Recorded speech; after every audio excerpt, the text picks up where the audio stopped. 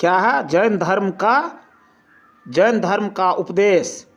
देखो सुनो, जैन धर्म के उपदेश की जहाँ तक बात आती है तो उसके संदर्भ में यह जान लो, यह क्वेश्चन कई तरह से पूछा जाता है। और यह पहला हो गया तुमको, जैन धर्म के उपदेशों का विस्तृत वर्णन करें अथवा महावीर जैन का जीवन दर्शन प्रस्तुत करें। समझे, यह कई तरह से पूछा जाता है। तो सुन लो, इस प्रश्न का उत्तर जो होगा उसमें तुमको जो जाननी है जान लो। महावीर जैन के धर्म के 24वें और अंतिम तीर्थकर माने जाते हैं। कारण यह है, जो कोई भी जो बहुत बड़ा विभूति होता है, बहुत बड़ा धर्म ज्ञाता होता है या बहुत बड़ा समाज सुधारक और दार्शनिक होते हैं, वही किसी प्रकार के धर्म को धरातल पर लाने के लिए तत्पर बनते हैं। तो इसमें महावीर जैन के सो बहुत ज़्यादा सो महत्ता वाली स्थान है। तुम देखो आरएसएस के बहुत बड़े कैडर तुमको सो हमारे नरेंद्र दामोदर दास मोदी थे, तो वह भारत के प्रधानमंत्री हो गए। तो प्रतिभा दिखाने का कुछ अपना ये होता है, अपना तत्परता होता है। तो वे महावीर जैन धर्म के 24वें और अंतिम तीर्थकर माने गए हैं। वे जैन धर्म के प्रवर्तकों में से एक महत्वपूर्ण प्रवर्तक थे, जिनका जन्म 540 ईसा पूर्व ब्रजी गणतंत्र के सो आपको एक ज्ञानित्र परिवार था, और वह आपको कुंडग्राम के सो क्षत्रिय परिवार में हुआ था। उसके पिता सिद्धार्थ गण और सो गण के बीच में वह आपको सरदार थे, और उनकी माता त्रिशूला वैशाली की लिच्छवी गण के सरदार के चेतक की बहन थी। अब देखिए ये जो है सो आपको ज्ञात्रिक सो क्षत्रिय के जो संपिंड प्रविधि होती है, सो उसका विवाह आपको गण परिवार से था। और महावीर सो वर्धमान का विवाह उसके ही कुल की जसोदा नामक राजकुमारी से हुआ, और उन्हीं की पुत्री हुई, जिसका विवाह भतीजे जमाली से किया गया। अब देखिए फिर सो ये वर्धमान महावीर के पिता के द्वितीय पुत्र होने के कारण राजगद्दी को प्राप्त नहीं कर सके। फलतः होता है कि क्या वह 30 वर्ष के आयु में वैराग ग्रहण कर लिए। इस तरह से सो वर्धमान ने एक गृहस्थ क्षत्रिय जीवन के अनुभव को प्राप्त कर जैन सन्यासी जीवन को अंगीकार किया था, और इस दर्शन को और धर्म के दर्शन को आगे बढ़ाने के लिए वह सो हमेशा प्रयत्न करते रहे। साथ ही साथ वह दिल और दिमाग से ये इसमें जो कुछ बातें थी उसको आगे बढ़ाने के लिए हमेशा सो तत्पर रहे।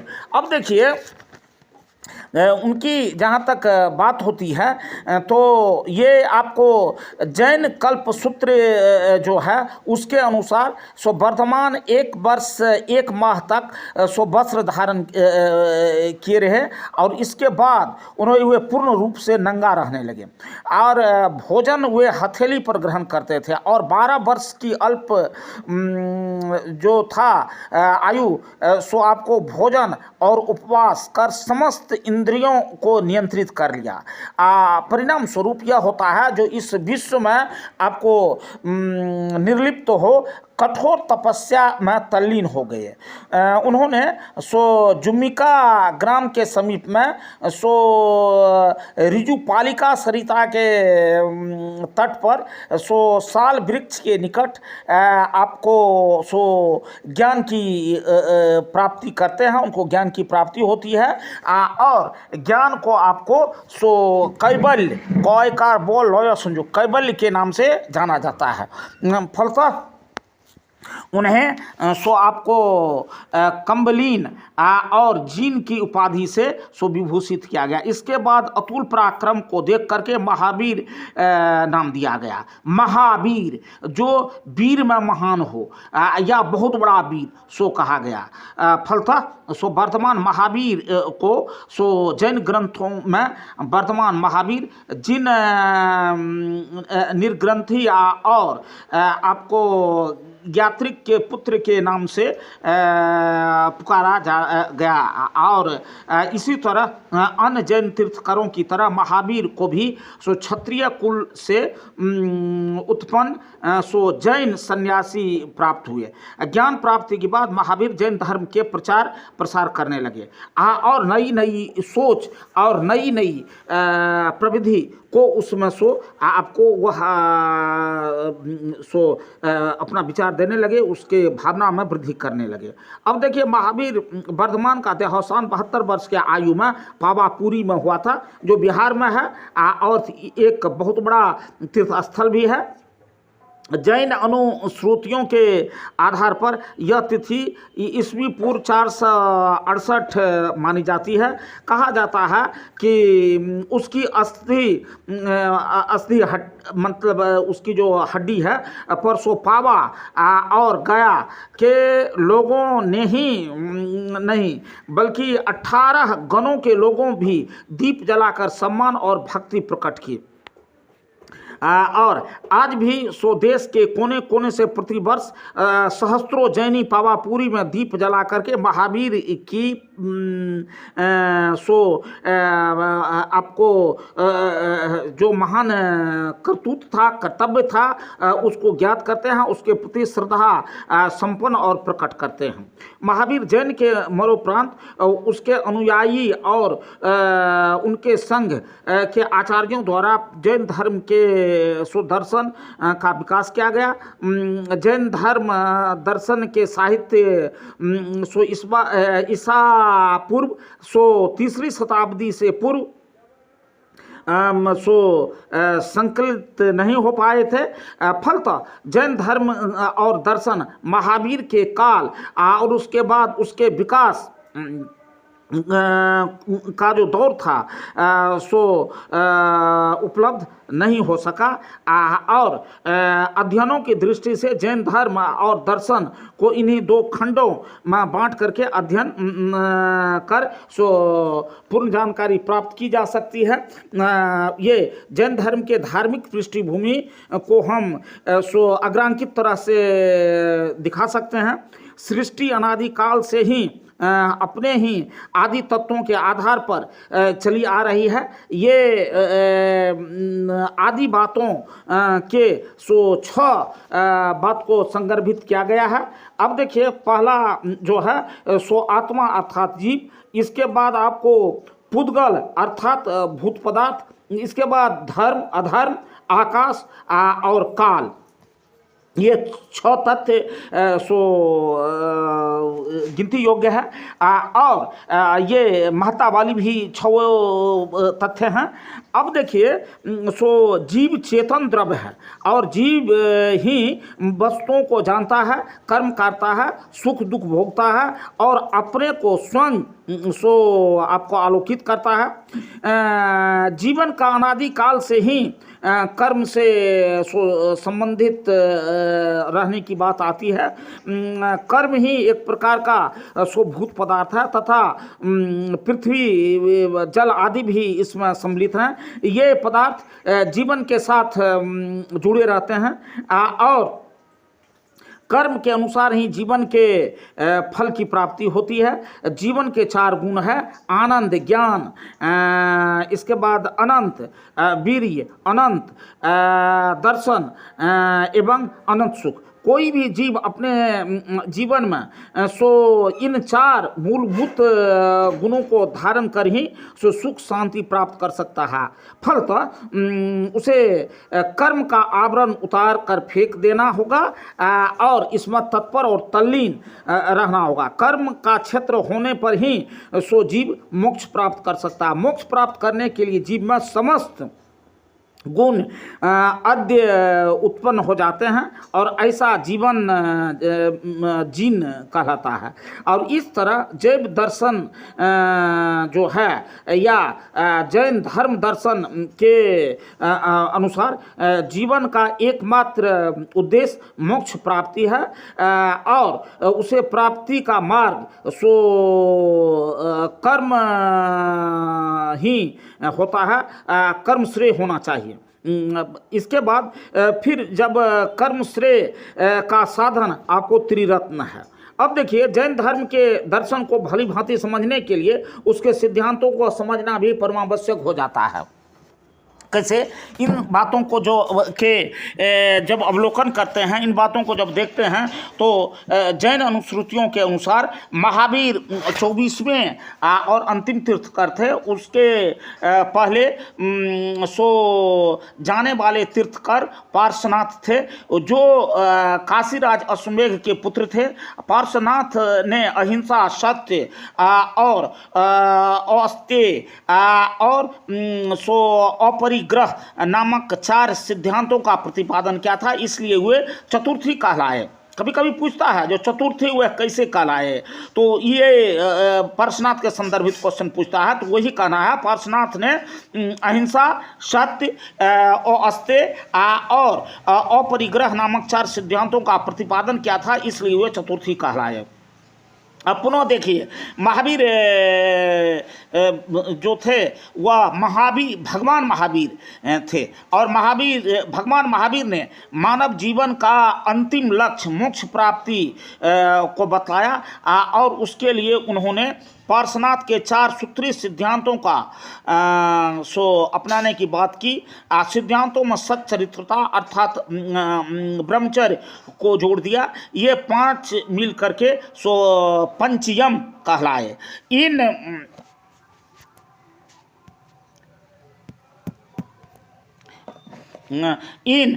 5 नियमों में से महावीर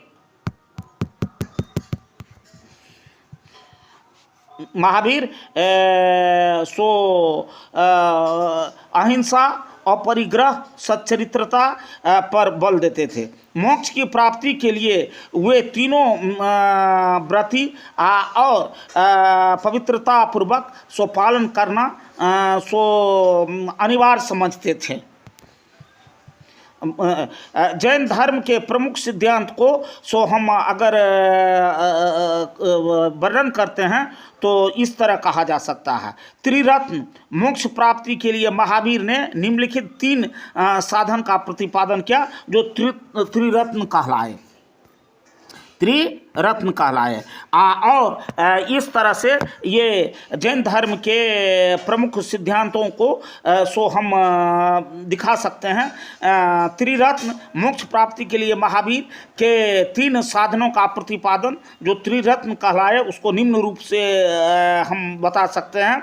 सभ्य ज्ञान, इसका तात्पर्य है जो सच्चा और पूर्ण ज्ञान। महावीर के अनुसार इस ज्ञान की प्राप्ति समस्त तीर्थकरों को दिए गए उपदेशों का अनुकरण करके हो सकती है। सभ्यक दर्शन, इसका तात्पर्य यह है कि तीर्थकरों को पूर्ण रूप श्रद्धा और भक्ति और विश्वास के साथ रहना चाहिए। सभ्यक ज्ञान के बाद इसी परिक्षेत्र में तीसरा आ जाता है सभ्यक चरित्र। जीवन में सफल होने के लिए सच्चरित्र का होना अति आवश्यक है। अतः भगवान महावीर ने नैतिक जीवन व्यतीत करने के लिए पंचम सिद्धांत का अनुसरण किया।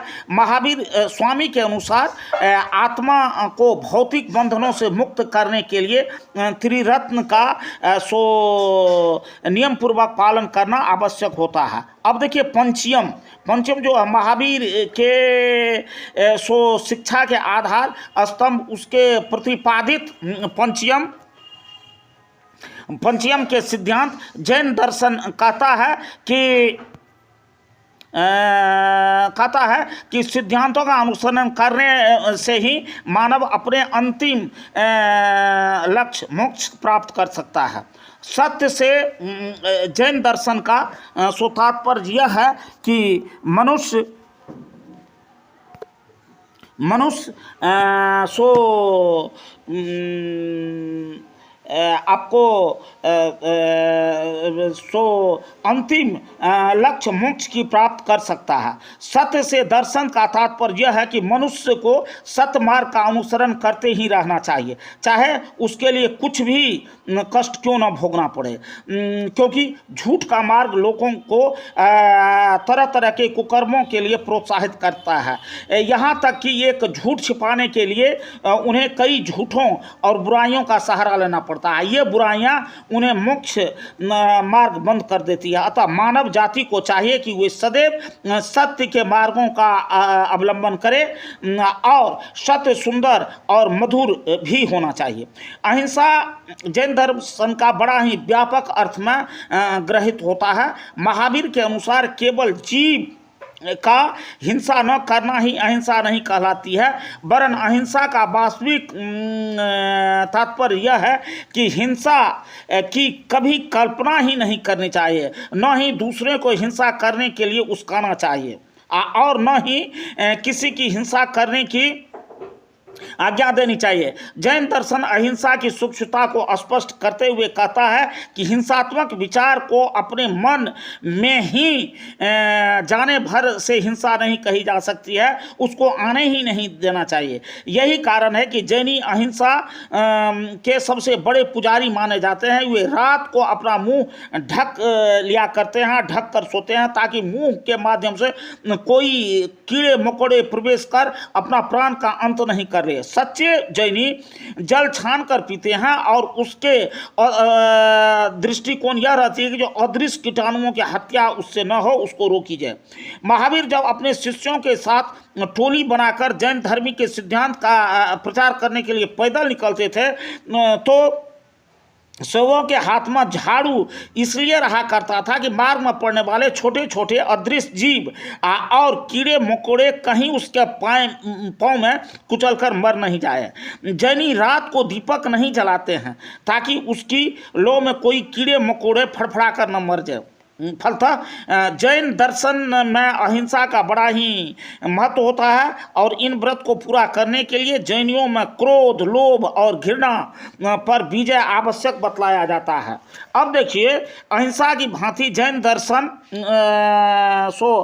अस्त्य और अपरिग्रह भी मोक्ष प्राप्ति के लिए महाव्रत के रूप में मानता है। और जैनियों का तात्पर्य यह होता है जो केवल चोरी ही सब कुछ नहीं है। वह कहता है साई इतना दीजिए ताकि कुटुंब समय मैं भी भूखा ना रहूं और साधु ना भूखा जाए। वह ईश्वर से इतना ही मांग करता है जिससे कि वह अपनी भी ये कर सके, तत्परतावश पालन कर सके और किसी को जो उसके अतिथि आते हैं उनकी भी भरपाई कर सके। अब देखिए, ईश्वर में अनास्था जैन धर्मावलंबी नास्तिक भी नहीं कहे जा सकते हैं। महावीर पैगंबर मोहम्मद की भांति ईश्वर का दूत नहीं कहलाते हैं। इसका कथन है कि मनुष्य की आत्मा, जो हम कह रहे थे, जैनियों का पचमा महाव्रत ब्रह्मचर्य और सच्चरित्रता है।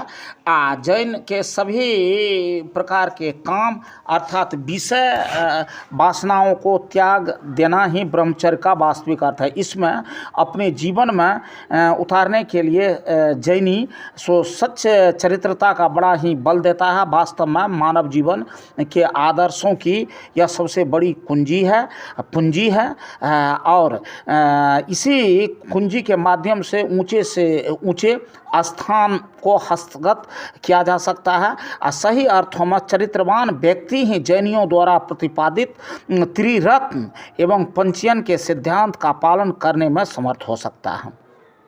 फिर देखिए, ईश्वर में अनास्था जैन धर्मावलंबी नास्तिक भी नहीं कहे जा सकते, क्योंकि महावीर पैगंबर मोहम्मद की भांति स्वयं को ईश्वर का दूत भी नहीं कहते थे। और उनका मंतव्य था, उनका कथन था कि मनुष्य की आत्मा में जो कुछ महान है और जो शक्ति तथा नैतिकता है वही भगवान है। जैन धर्म और तीर्थकरों में से जो अपना उदात्त चरित्र रखता है, ईश्वर का वास होता है, क्योंकि इसमें मन में यही पथभ्रष्टा है। उनकी मानता है कि इस सृष्टि का संचालन के लिए ईश्वर जैसी अदृश्य और अलौकिक शक्ति की आवश्यकता नहीं है, वरन वह शक्ति व्यक्तियों को अपने परम ज्ञान से मानव ज्ञान का अंधकारमय मार्ग को सो आलोकित करता रहता है और उन्हें मोक्ष के द्वार तक पहुंचने का मार्ग प्रशस्त करता है। यही वास्तविक भगवान है और इस शक्ति को वह अपने तीर्थकरों के उपदेश और करतूत से प्राप्त कर सकता है, इसलिए उन्हें तीर्थकरों का नाम इसे देता है। अतः सच्चे जैन मंदिरों में सो देवी देवताओं को सो खोज में भटकने के बजाय अपने तीर्थकरों का ही पूजा करता है, क्योंकि वो उसे आँख से देखा है या उसके पूर्वज देखे हैं। देवता को निराकार मानते हुए दर्शन में कहता है कि किसी भी वस्तु का सो निर्माण करता को हाथ पांव होते हैं, अतः ईश्वर निराकार है और उनके कोई हाथ पांव नहीं है, तो भला सृष्टि की रचयिता कैसे हो सकते हैं। जैनियों के मत है कि सृष्टि शाश्वत, अनंत, अनादि और स्वधारित है और ईश्वर सो सर्वज्ञ और सो वितराग है।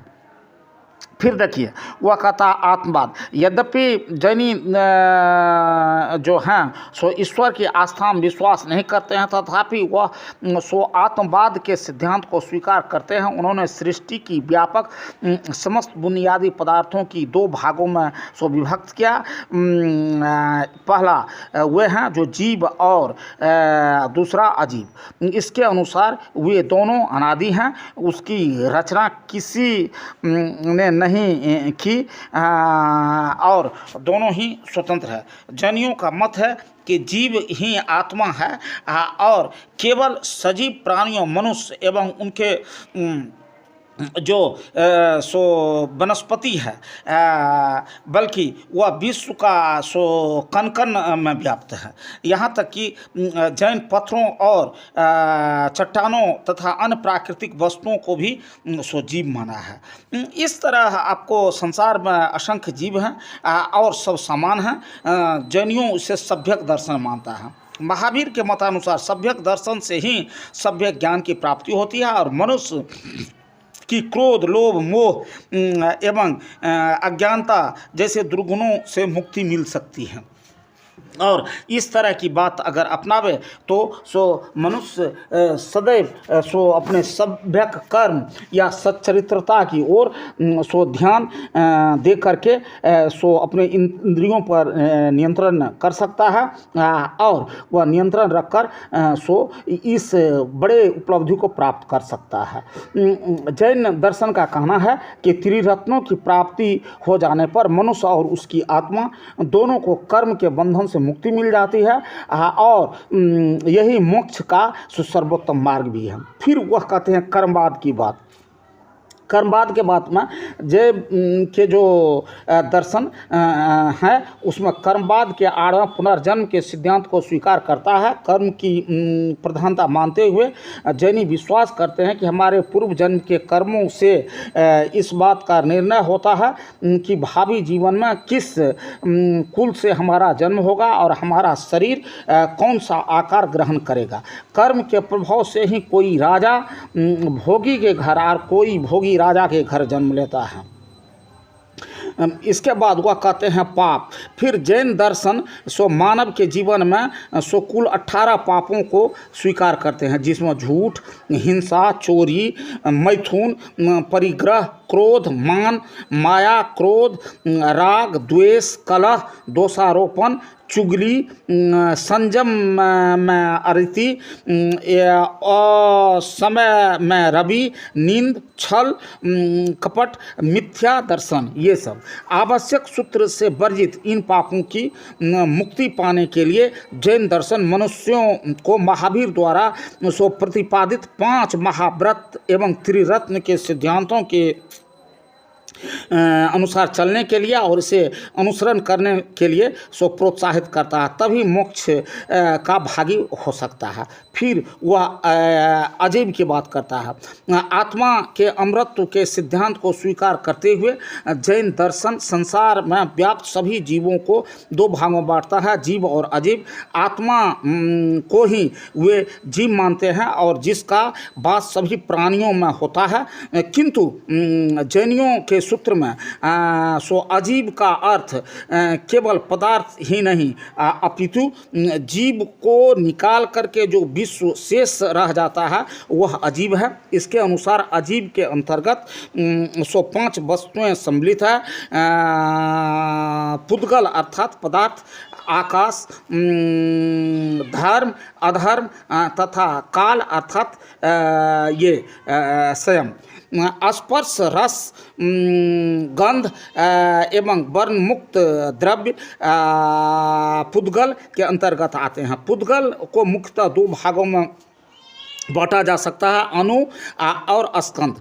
प्रथम अविभाज्य है और दूसरा भाग का समूह। अजीब का ये फिर दूसरा वर्ग सो आकाश एवं सब पदार्थों को अवकाश देता है। इसके 2 भेद में सो लोकावास और अलोकावास है। तीसरा एवं चौथा अजीब क्रमशः धर्म एवं अधर्म। धर्म का अर्थ गत्यावस्था और अधर्म का अर्थ है सो अस्थिरावस्था। 5वां अजीब या द्रव्याकाल समस्त द्रव्यों को सो परिवर्तन का योग देता है। फिर है तपस्या। जैन दर्शन मोक्ष प्राप्ति के लिए कठिन तपस्या पर बल देता है। भगवान महावीर को स्वयं 12 वर्षों तक कठिन तप के बल सो कैवल्य पद की प्राप्ति हुई थी, अतः उन्होंने मानव मात्र को भी तपस्या के बल पर अपने लिए मोक्ष प्राप्ति का मार्ग प्रशस्त करने की सलाह दी। उन्होंने विशेषकर भिक्षुओं के लिए व्रत, शरीर को कष्ट देना तथा गंभीर चिंतन मनन की आवश्यकता पर बल दिया। फिर देखिए इसके लिए ब्रह्मचर्य का पालन करते हुए सो ज्ञानेंद्रियों को अपने वश में करने की सलाह दी। जैसे तपस्या के वह 2 भाग में सो वितरित किए।